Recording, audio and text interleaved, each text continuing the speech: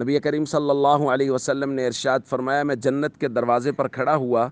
تو وہاں اکثر داخل ہونے والے محتاج اور کمزور لوگ تھے۔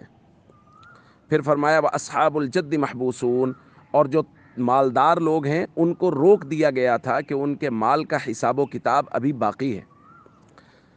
دوستو، حدیث کے اس حصہ میں دو طبقوں کو کچھ اشارات دیے گئے ہیں،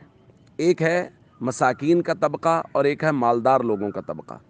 جو مساکین کا طبقہ ہے اس کے لیے تو بہت بڑی تسلی ہے کہ دنیا میں وقت جیسے کیسے بھی مشکل سے گزر رہا ہے، گزارا مشکل سے ہو رہا ہے، اللہ کی رضا پہ راضی رہیں۔ اللہ نے ہمیں جس حال میں رکھا ہے مالی اعتبار سے، اللہ نے جو ہمیں دیا ہے اس پر خوش رہیں کہ اللہ کے نبی صلی اللہ علیہ وسلم فرما رہے ہیں سب سے پہلے بھی جنت میں مساکین داخل ہوں گے، اور سب سے زیادہ جنت میں داخل ہونے والی تعداد بھی مساکین کی ہی ہوگی۔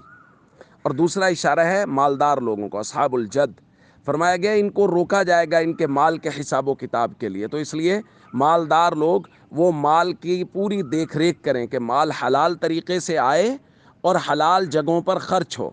اس لیے مال کو دین کے راستوں پر خرچ کریں، نیکی کے راستوں پر، یتامہ، مساکین، مساجد، مدارس پر خرچ کریں، تاکہ قیامت والے دن مال کا حساب ہو تو ہمارا مال دین کے راستوں پر خرچ ہوا ہو۔